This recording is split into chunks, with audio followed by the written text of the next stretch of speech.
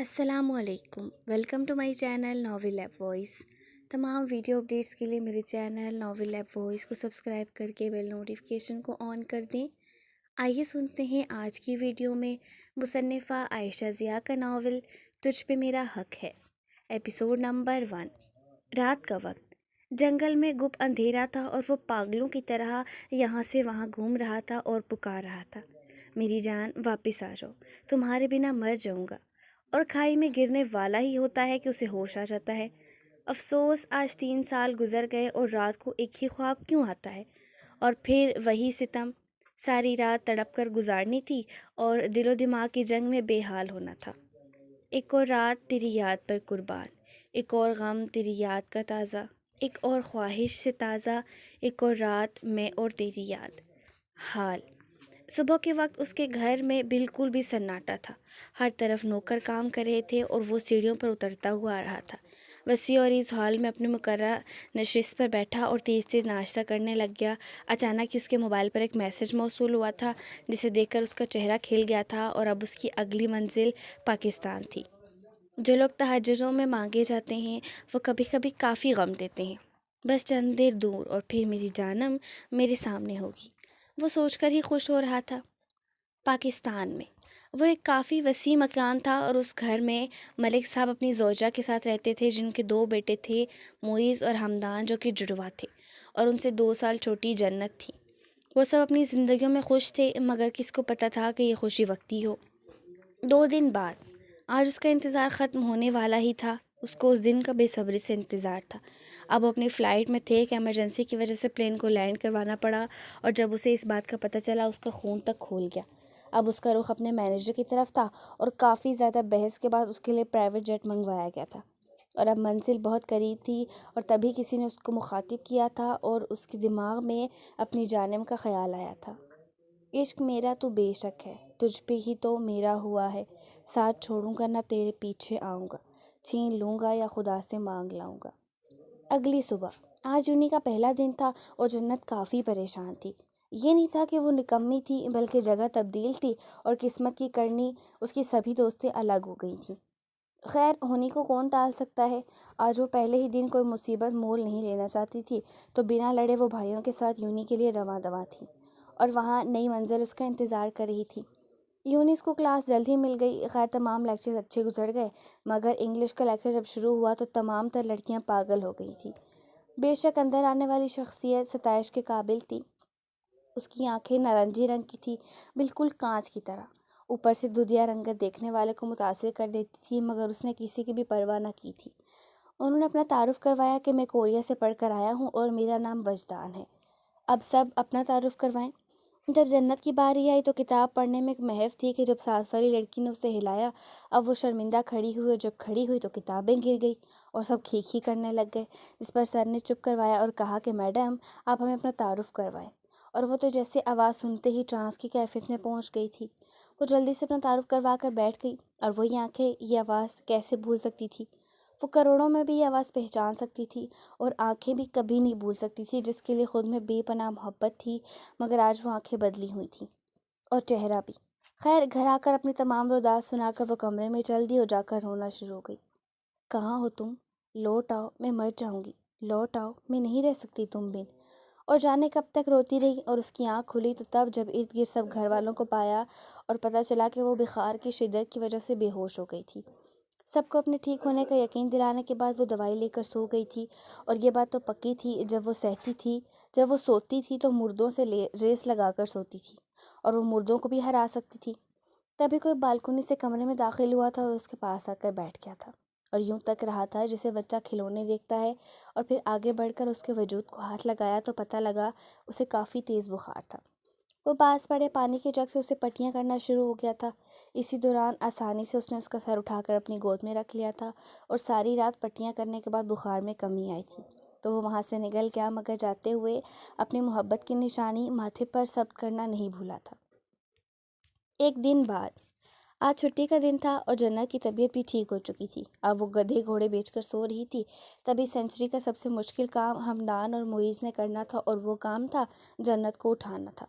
اپنے مطلب کے لیے، کیونکہ آج انہوں نے ٹی وی دیکھنا تھا اور ساتھ ہی ساتھ اس نے پسندیدہ کھانے بنا کر دینا تھا، اور اس مقصد کی خاطر ہی انہوں نے جنت کے کمرے کا رخ کیا تھا۔ وہ دونوں اسلحے سے لیس میدان جنگ میں اترے تھے اور دونوں نے اپنی اپنی جگہ سنبھال لی تھی۔ ایک نے جنت کا کمبل اٹھایا اور 3 کی گنتی پر اس نے پانی کا جگ اس پر انڈیل دیا، اور تبھی جنت بوکھلا کر اٹھ بیٹھی اور دونوں وہاں سے یوں غائب ہوئے جیسے گدھے کے سر سے سی۔ اور اب وہ تن فن کرتی ان کے پیچھے گئی اور جا کر اپنے پاپا سے ان کی شکایت کی۔ اس بنا پر اب وہ ان کے پیچھے گئے، اور اس پر اب ہنسنے کی باری جنت کی تھی، اور پھر جنت سے التجا کی۔ آخر ان کا کام ہو ہی گیا۔ اگلی صبح آج جب جنت یوں نہیں گئی، تبھی اسے محسوس ہو رہا تھا جیسے اس کے اوپر کسی کی نظریں ہوں، مگر جب بھی نظروں کا تعاقب کرتی کچھ نظر نہ آتا، اور اس نے سر جھٹک کر اندیکھا کر دیا۔ یہ اس کی سب سے بڑی بھول تھی۔ اب انگلش کا لیکچر شروع ہو چکا تھا، اور اب وہ جانتی تھی کہ اسے کافی اٹینٹیو رہنا پڑے گا، کیونکہ پہلے ہی کافی بے عزتی وہ سہ چکی تھی۔ اب اس سے سوال پوچھا جاتا ہے جس کا وہ بخوبی جواب دے دیتی ہے، اور اس کی کافی حوصلہ افزائی ہوتی ہے۔ اور اب تو یہ معمول ہو گیا تھا کہ وہ کسی نہ کسی بہانے اس کو کھڑا کرتا اور گھورتا رہتا ہے، جسے کافی لوگوں نے محسوس کیا تھا۔ اور کچھ تو رشک کرتی تھیں اور کچھ حسد کرتی تھیں۔ حسد وہ آگ ہے جو نیکیوں کو کھا جاتی ہے جیسے لکڑیوں کو آگ۔ 4 دن بعد آج یونیورسٹی میں ویلکم پارٹی رکھی گئی تھی، جس کا ہر کسی کو کافی زور و شور سے انتظار تھا، اور جنت کو بھی۔ آخرکار وہ دن آن ہی پہنچا، اور جنت بالکل ہی سادہ آئی تھی، مگر کسی اور نے کچھ اور ہی سوچا تھا۔ جب وہ ہال میں پہنچی تو سامنے سے آتی بشرا اسے ٹکرا گئی اور اس کے کپڑوں پر ڈرنک گر گئی۔ اب وہ واش روم گئی کہ اتنے میں اسے آمنہ نے آواز دی، جس سے وہ کافی فرینک تھی کہ یہ کوریئر کوئی تمہارے لیے لایا ہے، اور وہ وہاں سے چلی گئی۔ جنت کافی حیرت میں مبتلا تھی، پر اب اس کے پاس سوچنے کا وقت نہ تھا۔ خیر وہ واش روم چلی گئی۔ اس کی ڈریس کافی خراب ہو چکی تھی، پر اب وہ کچھ نہ کر سکتی تھی۔ اس نے کوریئر کھولا اور وہ چند پل کے لیے ششدر رہ گئی۔ اندر سے خوبصورت سی بلیک کلر کی فراک نکلی، جس پر کافی نفیس کام کیا گیا تھا۔ اب اس کے ساتھ ایک لیٹر بھی موجود تھا۔ خیر جب وہ کھولا تو اس میں لکھا ہوا تھا کہ یہ ڈریس آپ کے لیے میری طرف سے، اور اسے غلط مت سمجھنا، یہ ایک دوست کی طرف سے تحفہ ہے۔ خیر اب مرتے کیا نہ کرتے کہ مصداق جنت کو وہ ڈریس پہننی پڑ جاتی ہے، اور وہ اس میں بالکل پری لگ رہی ہوتی ہے۔ اب جب وہ باہر آتی ہے تو اسے جنت کافی دلکش نظر آتی ہے۔ بنا میک اپ کے بغیر اسے کافی دلکش نظر آ رہی ہوتی ہے، مگر ڈیئر ڈیول کو کچھ اور ہی منظور تھا۔ اب وہ گزر ہی رہے تھے کہ فنکشن شروع ہو گیا تھا اور ہر جگہ اندھیرا ہو گیا تھا۔ تب ہوا یوں کہ کوئی اس کے اپنے قریب سے کافی مانوس آواز سنائی دیتی ہے، میری جانم تجھ پہ صرف میرا حق ہے۔ اور اس آواز میں ایسا صحت ہے جس میں وہ چند لمحات کے لیے جکڑ چکی تھی، مگر جب وہ سنبھلی تھی اور آواز کا تعاقب کر رہی تھی تو صرف وہاں چند لڑکیاں موجود تھیں، اور وہ سر جھٹک کر آگے بڑھ گئی تھی اور اب فنکشن میں پہنچ چکی تھی، مگر آج کسی کی گہری نظروں نے اس کا طواف کرنا تھا۔ جیسے کہ سارا انتظام وجدان کے ہاتھ میں تھا تو سب کچھ منفرد تھا۔ وجدان نے کالے رنگ کے کپڑے پہنے تھے اور وہ کافی لوگوں کے دلوں پر بجلیاں گرا رہا تھا۔ ایک لڑکے نے ایک گانا گایا جو وجدان کو اپنی حالت محسوس ہوا۔ Somebody wants you, somebody needs you, somebody dreams about you every single night, somebody can't even I breathe without you۔ اب پارٹی اپنے آخر مراحل میں پہنچ چکی تھی کہ وجدان نے اسٹیج پر اعلان کیا کہ کپل ڈانس تو ہونا ہی چاہیے، اور سب جانتے تھے کہ وہ باہر سے آیا تھا، وہاں عام تھا یہ سب۔ ویسے بھی اعتراض کا کوئی جواز نہ تھا۔ جیسے ہی میوزک شروع ہوا ہر کوئی اپنے پارٹنر کے ساتھ ڈانس شروع کر دیتا ہے، اور چند لڑکیوں نے وجدان کو بھی ڈانس کے لیے آفر کیا تھا، مگر اس نے اٹھ کر چپ چاپ جنت کے سامنے گیا جو چپ چاپ بیٹھی تھی، اور جنت ششدر رہ جاتی ہے، مگر ساتھ ہی وجدان سرگوشی کرتا ہے کہ پلیز میری عزت رکھ لینا، اور یہ بات کارآمد ثابت ہوتی ہے اور وہ ہاں کر دیتی ہے اور اسٹیج پر چلتی ہے۔ ہر کسی کی نگاہ ان پر اٹک جاتی ہے، کچھ حسد اور کچھ رشک کی نگاہ سے دیکھتے ہیں، اور جیسے ہی ڈانس شروع ہوتا ہے وقت تھم جاتا ہے یا پھر انہیں محسوس ہوتا ہے۔ خیر ڈانس کے ساتھ ہی وجدان چالاکی کے ساتھ اس کی پونی اتار دیتا ہے اور اس کے گولڈن بال اس کے شانوں پر بکھر جاتے ہیں، اور وہ تو بس ان میں ہی مگن ہو جاتا ہے، اور یہ گانا بر وقت شروع ہوتا ہے۔ تو جو نظروں کے سامنے کی حال ہو کہ کل ہوگا نہیں، تجھ کو دیکھے بن میں مر جاؤں نہ کہیں، تجھ کو بھول جاؤں کیسے میں نے نہ مانوں کیسے، رکے نہ رکے نینا تیرے اور انہیں بس رہنا، کاٹا ہوں لاکھوں لمحے کاٹے نہیں ہیں، سائے تیری یادوں کے ہٹے نہیں، خود کو میں ہنساؤں کیسے میں نے نہ مانوں کیسے، تو بتا رکے نہ رکے نینا۔ جیسے ہی گانا ختم ہوا تھا دونوں کا سحر ٹوٹا، اور تالیوں کے شور میں وہ اسٹیج سے نیچے اتر آئے تھے۔ وہاں سے جنت غائب ہو گئی، اور کسی نے بمشکل اپنا کہکہ ضبط کیا، اور ڈیئر ڈیول کو یوں محسوس ہو رہا تھا کہ وہ آج جنت کی سحر سے نہیں نکلے گا۔ جسے ہم چاہیں صاحب، انہیں اور کیا چاہیے۔ اگلی صبح آج جب وہ یونی گئی تو اسے معلوم ہوا کہ سر وجدان ایک ہفتے کی چھٹی لے کر چلے گئے ہیں۔ اسے کافی سکون حاصل ہوا کہ چلو ایک ہفتہ سکون سے گزر جائے گا، مگر کون جانتا تھا یہ سب وقتی تھا۔ رات کافی تک وہ پڑھ رہی تھی تو اچانک اس کی توجہ موبائل کی آواز سے مبذول ہوئی، جس پر کسی پرائیویٹ نمبر سے میسج آیا ہوا تھا۔ اس نے میسج کھولا جس پر لکھا تھا، میری جانم۔ سرخ آنکھوں سے جب وہ دیکھتے ہیں ہم شرما کر نظریں جھکا لیتے ہیں۔ کون ملائے ان آنکھوں سے آنکھیں، سنا ہے وہ آنکھوں سے اپنا بنا لیتے ہیں۔ آج ہی صبح ڈیئر ڈیول کسی کام سے باہر آتا ہے تو تب اس کا دل مچل رہا ہوتا ہے اپنی جانم کو دیکھنے کی خاطر۔ اب اس کے آنسو روا ہوتے ہیں۔ وہ مرد تھا مگر پھر بھی روتا تھا، صرف اکیلے میں، اور اب وہ رو رہا تھا۔ خیر جنت نے اگنور کیا تھا۔ ہم تیرے ہجر میں یوں زرد ہوئے جاتے ہیں، لوگ تکتے ہیں اور ہم درد ہوئے جاتے ہیں۔ اگلی صبح، آج اتوار کا دن تھا اور یونی بند تھی تو جنت سو رہی تھی۔ خلاف معمول آج وہ اپنی مرضی سے اٹھی اور کافی خوش تھی۔ خیر جیسے ہی کمرے کا دروازہ کھولا بالٹی اس پر گری، جس وجہ سے اس نے فلک شگاف چیخ ماری، کیونکہ بالٹی میں کاکروچ تھے۔ یہ سب اس کے بھائیوں کا کیا دھرا تھا، اب اس کے بھائیوں کی خیر نہ تھی۔ رات کو جنت فارغ ہو کر موبائل پکڑتی کہ ایک میسج آتا ہے جو یہ ہوتا ہے، میری پیاری جانم۔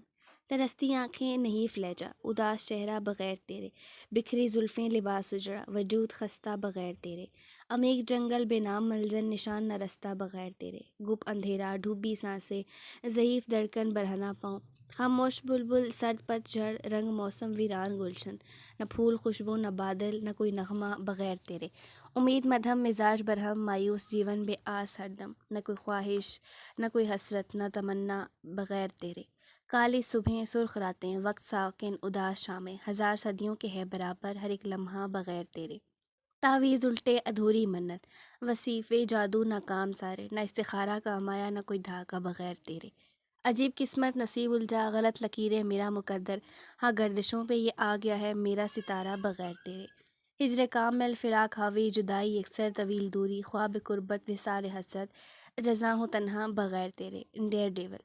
اس کو پڑھ کر عجیب محسوس ہوا مگر اس نے جانے دیا۔ اگلا دن یونیورسٹی میں جنت کو کافی سکون تھا کیونکہ سر وجدان تو وہاں موجود نہ تھے۔ جب انگلش کا لیکچر شروع ہوا اور جو انسان کلاس میں داخل ہوا اسے دیکھ کر جنت کی ساری خوشی ہوا ہو گئی، کیونکہ وہ کوئی اور نہیں بلکہ سر وجدان تھے۔ اپنے بے تاثر چہرے کے ساتھ جنت کو دیکھ کر آنکھ مار دی، جسے دیکھ جنت ذرا گڑبڑائی اور اسی لمحے وجدان کے چہرے پر مسکراہٹ نے احاطہ کیا تھا جسے اس نے بڑی مہارت سے چھپا لیا تھا۔ وہ لیکچر کے بعد وہ پچھلے گراؤنڈ میں آ گئی کیونکہ اب اسے لیکچر لینے کا موڈ نہ تھا۔ چند لمحے گزرے تھے کہ چند بدتمیز لوگوں کا گروپ وہاں آ نکلا اور جنت کو چھیڑنے لگ گیا اور جنت نے رونا شروع کر دیا۔ سر وجدان جو وہاں سے گزر رہے تھے یہ دیکھ ان کی طرف لپکے اور کافی مارا۔ وہ لوگ وہاں سے بھاگ گئے اور جب جنت کی طرف دیکھا تو وہ رو رہی تھی۔ ان کی بیٹ میں سے ہوئی مگر قابو کرتے ہوئے بولے، میں ہر بار مدر کو حاضر نہ ہوں گا، اپنا دھیان رکھیں میڈم، یہ دنیا بڑی ظالم ہے، اکیلے انسان کو مار ڈالتی ہے۔ وہ ڈیئر ڈیول تھا، وہ اپنی جانب کی طرف اٹھنے والی نظر کو کیسے بخش سکتا تھا؟ اس نے لڑکوں کا پیچھا کیا اور انہیں اٹھوا لیا اور انہیں اپنی حویلی پہنچا دیا۔ جب انہیں ہوش آیا تو وہ چاروں کرسیوں سے بندھے تھے اور سامنے نارنجی آنکھوں والا نقاب پوش بیٹھا تھا جس کی آنکھوں میں عجیب ہی جنون تھا، جس سے وہ ڈر گئے اور اٹھ کر قریب آیا اور شیر کی مانند دھاڑا۔ میری جانم کو ہاتھ لگانے کی کس میں ہمت ہوئی؟ وہ چاروں آگے ہی ڈرے ہوئے تھے تو معافی مانگنے لگ گئے، مگر وہ ڈیر ڈیور تھا، ایسے معاف نہ کرتا تھا، تڑپا تڑپا کر مارتا تھا۔ وہ موت نہیں دیتا تھا مگر موت سے بدتر سزا دیتا تھا۔ وہ اپنا جج بھی خود تھا، وکیل بھی، جیوری بھی، گواہ بھی، ثبوت بھی۔ دنیا کی کسی عدالت میں ہمت نہ تھی اسے سزا دے پاتی۔ وہ اپنی جانم کا ڈیئر ڈیول تھا۔ وہ اب بھی وہی کرنے والا تھا۔ اس نے انہیں الٹا لٹکا کر کوڑے مارے تھے، پھر ابلتا پانی ان کے ہاتھوں پر گرا دیا۔ ادھر وہ چیختے تھے، ادھر اسے سکون ملتا تھا۔ پھر وہ انہیں کانچ کے ٹکڑوں پر نچایا تھا اور پھر انہیں ان کے گھر پھینک دیا۔ رات کے وقت ابھی جنت سونے ہی والی تھی کہ اسے ایک میسج آتا ہے، میری پیاری جانم، من رقصم جو عشق کرے ہر دم رقصم، مریم پرایم گھم رقصم، ڈیئر ڈیول۔ پہلے ہی جنت کافی ڈسٹرب تھی تو اتنی توجہ نہ دی اور سو گئی، مگر دوسری طرف ڈیئر ڈیول کا برا حال تھا اور اس کا دل بے چین ہو رہا تھا اپنی جانم کو دیکھنے کے لیے۔ تو وہ چپ چاپ چوری چھپ اس کے گھر جاتا ہے اور اس کے کمرے میں اس کا دیدار کرتا ہے، اور اس کے چہرے پر آنسوں کے مٹے ہوئے نشان تھے اور اس بات سے اس کا دل دہل گیا تھا اور بے اختیار ہی اس کے لب ماتھے پر اپنا لمس چھوڑ گیا اور اس کی ایک تصویر لی اور واپس آ گیا۔ اب پرسکون رات گزرنی تھی۔ تم جو نصیب میں لکھ دے جاؤ، میں بھی کہوں مل گیا صلہ تمام سے سکتی دعاؤں کا۔ اگلی صبح جانم کے موبائل پر ایک میسج تھا، میری معصوم سی جانم، ہو جائے گفتگو اگر تیری نگاہوں سے، تیری سادگی کی قسم ہم کلام چھوڑ دیتے، ڈیئر ڈیول۔ اس نے اس نمبر کو بلاک کرنے کی کوشش کی مگر نہ چاہتے ہوئے اب اسے اگنور کرنا شروع کر دیا۔ یونیورسٹی میں اب جنت سر وجدان کو اتنا بھی برا نہ سمجھتی تھی، آخر کو انہوں نے اسے بچایا تھا، اور لڑکیاں ہوتی ہی ایسی نرم دل کی مالک۔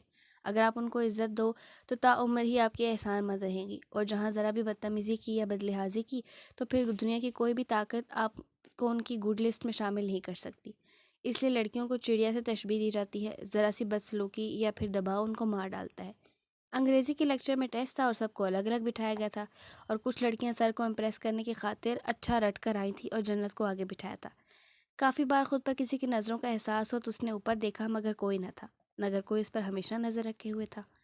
چھٹی کے وقت جنت کو چند لڑکیوں نے آ کر بتایا کہ اس کو اردو کی ٹیچر لائبریری میں بلا رہی ہیں۔ اس نے وہاں کا رخ کیا، مگر جب وہ وہاں پہنچی تو کوئی نہ تھا۔ اسے کچھ برا ہونے کا احساس ہوا۔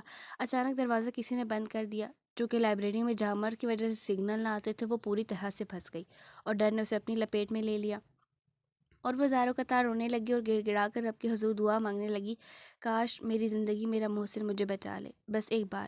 اور دعا ابھی جاری تھی کہ دروازہ کھلا اور آگے ہی ایک نقاب پوش کھڑا تھا۔ اس کا چہرہ آنسوں سے تر تھا، تو کافی دیر بعد سامنے کا منظر دیکھ پائی۔ نارنجی آنکھوں والا شخص سامنے کھڑا تھا، اور وہ اس کے پاس آیا تاکہ اس کو اپنی باہوں میں اٹھا کر باہر لے جا سکے۔ جنت کچھ مزاحمت کرتی اس سے پہلے نقاب پوش بول اٹھا، اب تم بالکل محفوظ ہاتھوں میں ہو۔ اور یہ آواز تو وہ کروڑوں میں پہچان سکتی تھی۔ اب اسے اپنے مکمل محفوظ ہونے کا یقین ہو گیا۔ اس نے اسے سہارے سے اپنی باہوں میں اٹھا لیا۔ وہ خوشبو، وہ لمس، وہ وہی تھا، اس کا محسن۔ وہ اسے بینچ پر بٹھا کر جا رہا تھا کہ جنت نے پکارا، کہاں جا رہے ہو؟ اور آگے سے ایک جواب موصول ہوا، ابھی مجبوری ہے، انتظار کرنا۔ بس وہ وہاں سے چلا گیا۔ رخصت یار کا منظر بھی کیا منظر تھا یارو، میں نے خود سے خود کو بچھڑتے دیکھا۔ اب وہ جیسے تیسے خود کو سنبھالتی گھر لوٹی۔ اس کو بار بار ماضی یاد آ رہا تھا۔ تھک ہار کر وہ ماضی کی منظر میں کھو گئی۔ وہ تقریباً 11 سال کی بچی تھی، اور معیز اور حمدان 16 سال کے بچے تھے۔ وہ روز کھیلنے قریبی پارک میں جایا کرتے تھے۔ ایک دن ایک بچہ کافی غور سے انہیں دیکھ رہا تھا۔ حمدان نے اسے بلا کر پوچھا تو اس نے بتایا وہ ابھی ابھی کوریا سے یہاں شفٹ ہوئے ہیں اور اس کا کوئی دوست نہیں ہے۔